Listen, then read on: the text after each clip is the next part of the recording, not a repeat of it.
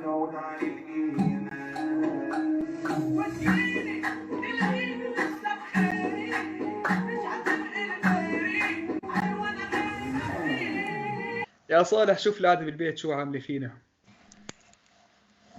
هلا ايام عامة الشعب يعني كل علينا نعمله نقعد بالبيت وهذا اللي عم نعمله يعني.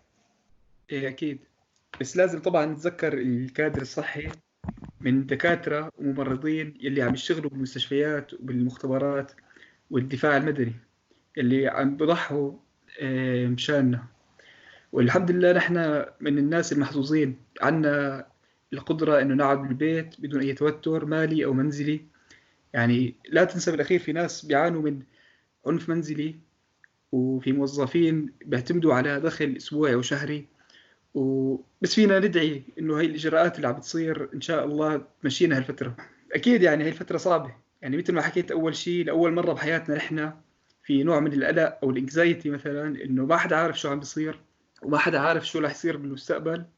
كل الأحداث الرياضية التغت، بطلنا عم نحضر فوتبول أو أي شيء. عندك الأولمبيات واليوروز، يعني حتى يعني أحداث كبيرة بتصير بهالسنة تأجلت سنة كاملة. عندك ويمبلدون أول مرة بتنلغي من 1945، يعني من الحرب العالمية الثانية. وحتى شكل الدوريات رح تتمدد، يعني فينا تكون فرصة يجهزوا مدار الدوري إنه يناسب كأس عالم قطر 2022 اللي رح يصير بالشتاء. لأول مرة حاسين إنه العالم وقف، كأنه ما في فرق بين الغرب والشرق. بطل في حدود ممكن تحكي. كل حدا بس هلا الهامه هو مقاومة هذا المرض.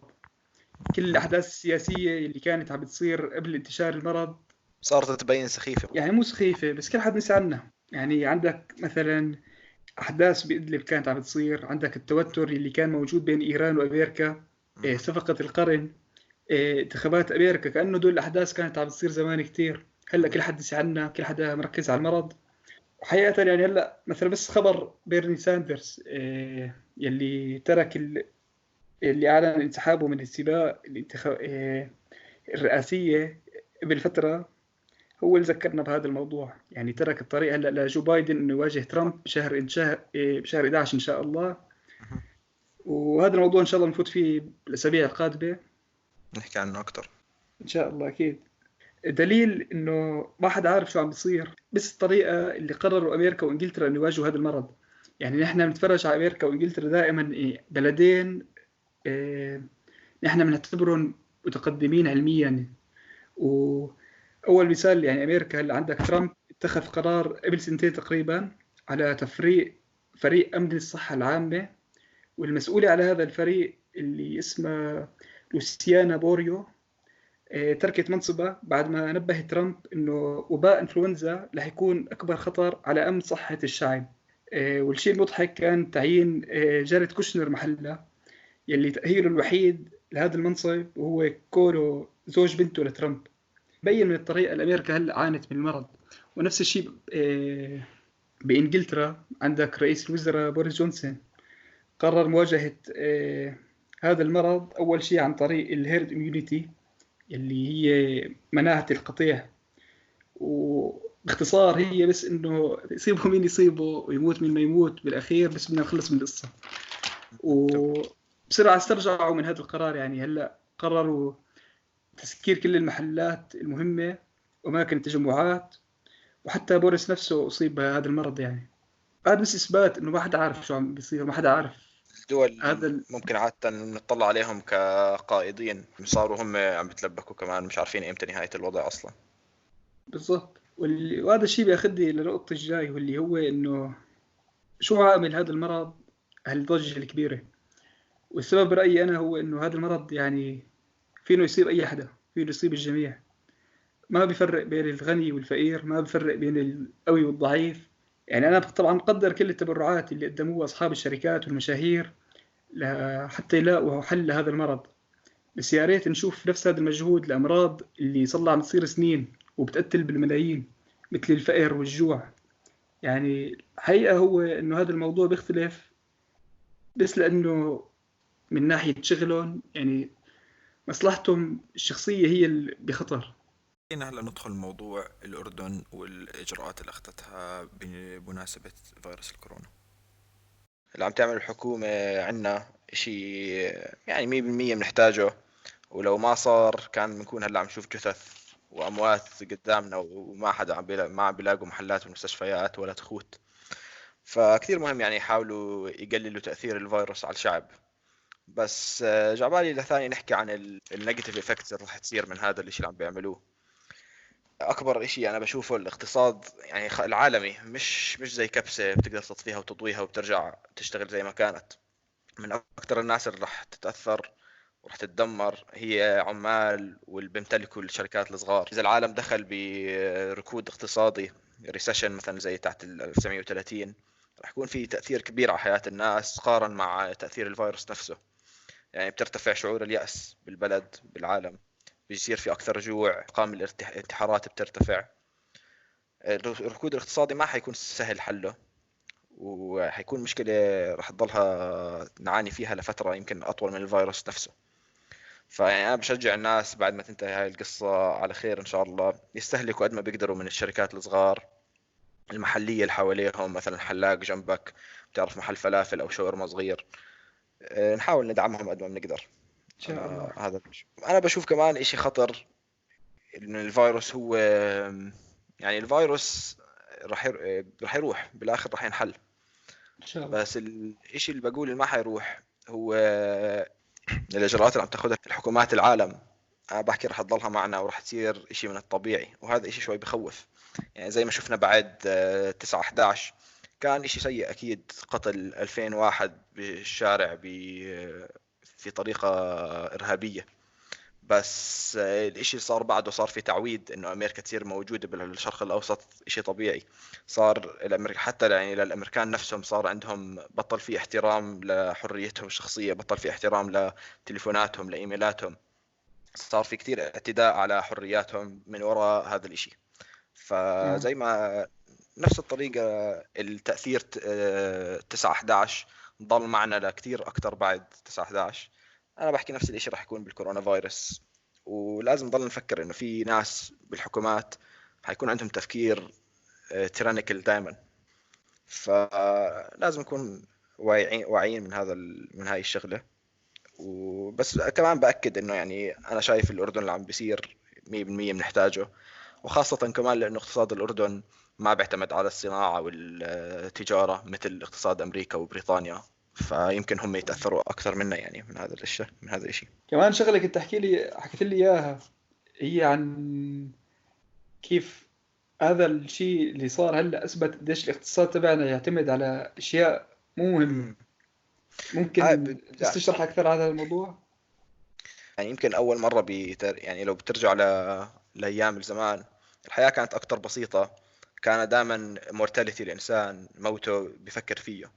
بس احنا هلا يعني انا بحكي اخر 40 سنه وخاصه جيلنا، الحياه صار اكثر فيها اشياء تلهينا وما بتخلينا نفكر كثير بهاي الاشياء. فهلا الحياه صارت بسيطه، لاول مره احنا بنشوفها. الحياه صارت كثير بسيطه والناس بس بيستهلكوا الاشياء اللي بتحتاجهم، بطل في كثير اشياء يلهونا. والاقتصاد العالمي عم بتدمر بس لانه الناس عم تستعمل الاشياء اللي بتحتاجها وما عم تستهلك اكثر من هيك. فهذا بورجينا قد ايه الاقتصاد عندنا وحياتنا كانت عم تعتمد على اشياء ما بنحتاجها واشياء distractions بحياتنا بس. يمكن هي المشاكل الرأسمالية اللي لازم كان ننتبه منها. أنا بقول رأس المالية هي بس انعكاس على إيش اهتمامات الناس. الإشي اللي الإنسان بيشوفه مهم راح يبين بالسوق، والإشي اللي الإنسان ما بيشوفه مهم ما راح يبين بالسوق. بشكل عام هلا يعني هلا ليش الأردن عم بيتخذوا هذه الإجراءات؟ شو خطر هذا الفيروس؟ هلا بأولية شهر 3 لما بلشوا بدهم يسكروا الحدود وبلشوا بدهم يسكروا، أنا كنت عم بفكر ليه هالقد ممكن يكون فيروس كبير. كان لسه في حالتين بالأردن يمكن. بعدين بلشت أطلع على الأرقام. أنا بتذكر ب 2008 كان في انتشار لإنفلونزا الخنازير، وما سكرنا مدارس، كنا نداوم بالمدرسة وكان كل شيء طبيعي. فبلشت اشوف مقارنة مثلا الكورونا بالسواين فلو، واهم اشي هو فيه يعني اكيد في فرق بالمورتاليتي ريت وبخطورته، بس اهم فرق هو قديش انفكشس المرض، قد ايه بيعدي. نعم. ففي رقم اسمه ار نوت اللي هو بيعطوه لكل مرض، او لو كان فيروس او فلو او شو ما كان. فالسواين فلو كان عنده 1.5، يعني لكل إنسان بصيبه إنفلونزا الخنازير المعدل إنه راح يعدي إنسان ونص، كمان إنسان ونص غيره. أما الكورونا بيتوقعوا إنها تعدي إنسانين ونص، 2.5 رقمها، من كل إنسان بصيبه الكورونا ممكن يعدي كمان إنسانين ونص. آه. وهذا فهو الرقم شكله صغير، بس يعني هلا ممكن تفسر أكثر دائما قديش الفرق.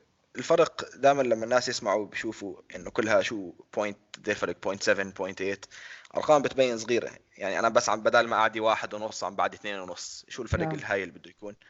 بس لانه الامراض هذول بتمشي بطريقه اكسبوننشال. مثلا السواين فلو بعد 10 تحركات، يعني واحد بيروح بعدي واحد ونص، هدول الواحد ونص بعده كمان واحد ونص، بعد 10 درجات بتتوصل بين 28 انسان ل 106. فيعني الواحد بيكون لانه واحد طلع يمشي بالشارع راح يعدي بين 28 و106. نعم. بس الكورونا فيروس لانه 2.5 بعد 10 خطوات بتطلع بين ال 5000 و 15000 انسان، بينعدي من انسان واحد فقط بعد 10 درجات. نعم. فيعني رقم هايل وبخوف صراحة تفكر انه من انسان واحد في إنه ممكن يوصل توصل ل الدرجة. 15,000 انسان. واكيد اذا بايطاليا وبانجلترا الكادر الصحي ما بيستحمل، بالاردن كان بيكون عم نشوف كابوس لو انتشر بالاعداد الكبيرة اللي عم نحكي فيها. فبضل دائما بحكي انه الاجراءات اللي عم بتصير مهم يعملوها، بس لازم نضل نفكر بالسيئات والناس اللي بلكي عم بتضروا كثير من هذه الشغلة. أكيد. فاليوم عنا ضيف من المستشفى الأمير حمزة، حابين يستجيبوا عن تجربته من المطار للحجر الصحي للمستشفى. طلب يخلي هويته مجهولة. آه، مرحبا، كيف حالك؟ مرحبا. الحمد لله أنا تمام. ممكن تحكي لنا امتى وصلت عمان؟ ايش كانوا الاجراءات عشان يودوا الكل الى الفنادق؟ وبعدين قد ايه اضطريتوا تستنوا عشان كل واحد يستلم غرفة؟ وصلت عمان بتاريخ 16/3، وتجمعنا عند الشناتي لحد ما جابوا باص يبعتنا للأوتيل. الباص ما طول كثير، ولكن استنينا بالباص لوقت منيح عشان ما يعجقوا الأوتيل. بتقريبا 20 دقيقة حطونا بغرف. كانوا الإجراءات سلسة وسليمة. وكيف كان الوضع بالأوتيل؟ الظروف كانوا مريحين جدا. الأكل زاكي 3 وجبات باليوم.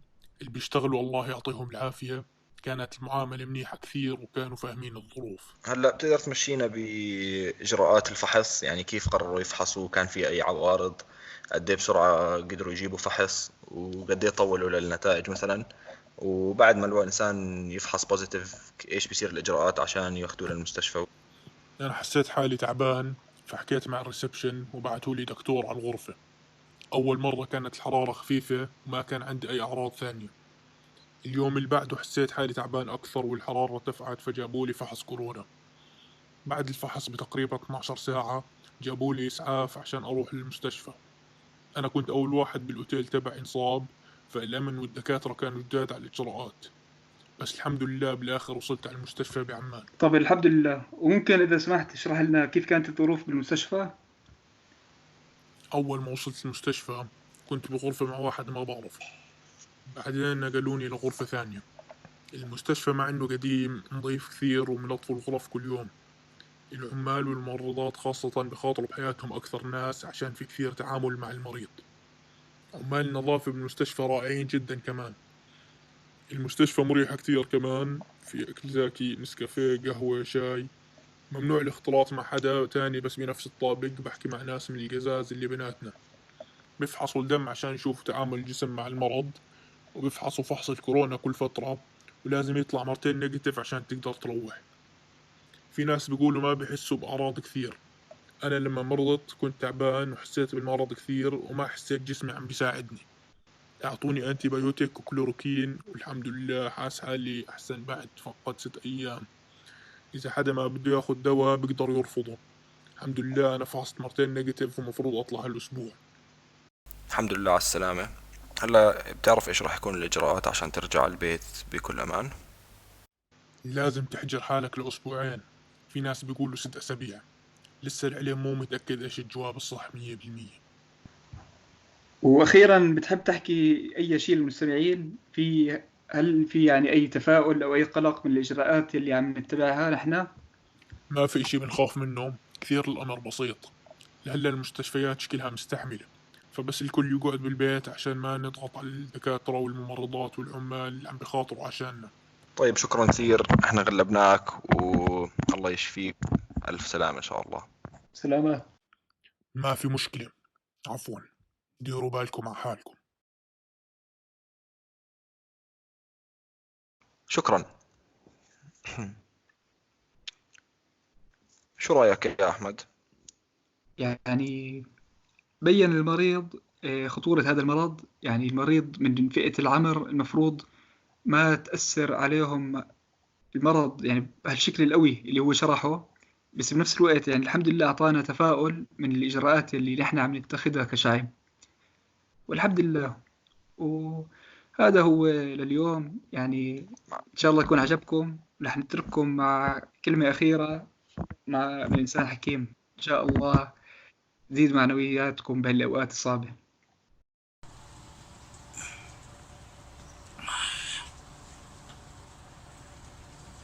Now about damn it. About Timmy.